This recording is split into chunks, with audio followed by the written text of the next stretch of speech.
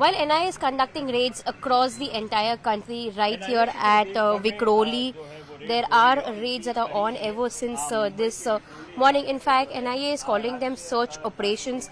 The team of NIA is conducting similar search operations across more than 12 locations in the country, which includes that at Delhi NCR, at Rajasthan, Tamil Nadu, Maharashtra, Madhya Pradesh and Uttar Pradesh.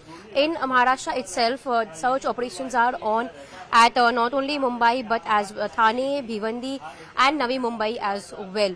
So these operations that we understand pertain to the Popular Front of India case. Let us in fact for our audience recall the fact that there was a ban, there was a national ban which was put in by Union Home Ministry banning the organization that is banning the organization Popular Front of India, PFI, wherein they said that it was resorting to anti-national activities and terror activities as well. Now here, ever since 5 a.m. in the morning, local police team had reached here at the location, and this was because the NIA team wanted to conduct search operations at the residence of Wahid Sheikh. Now Wahid Sheikh was in fact accused in the 7/11 case, but he was later acquitted by the court.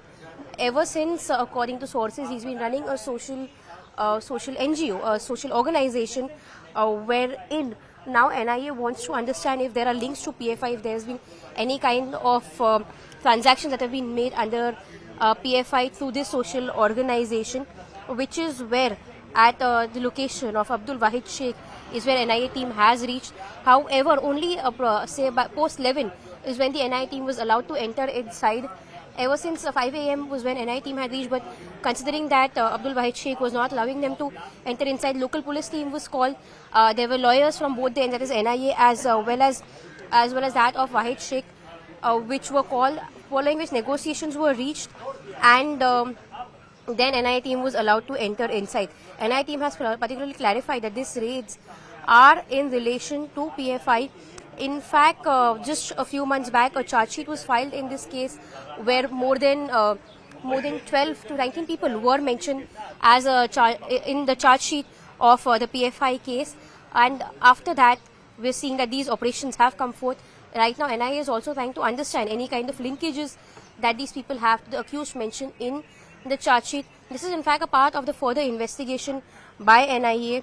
Even before this, we'd seen that in August as well, there were several raids that were held at Mallappuram as well. So ever since there's been a ban on PFI, there are raids that are taking place across various locations in the country.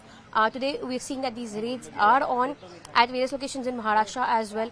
And these linkages of Abdul Wahid Sheikh to 7/11 is clear, but now what NIA is trying to understand are if in case there has been any links of Abdul Wahid Sheikh to PFI, and if there's been any transactions, because after the ban on the organization, we've seen that there were claims that most of the people associated with PFI have not been really operational, but whether they've been underground, whether they're still operational under a different name or under different guise is something that NIA is still investigating and trying to understand. It's only once the raids and search operations are over is when we'll actually understand what has NIA gathered from this and what has been the further investigation that has been undertaken by NIA.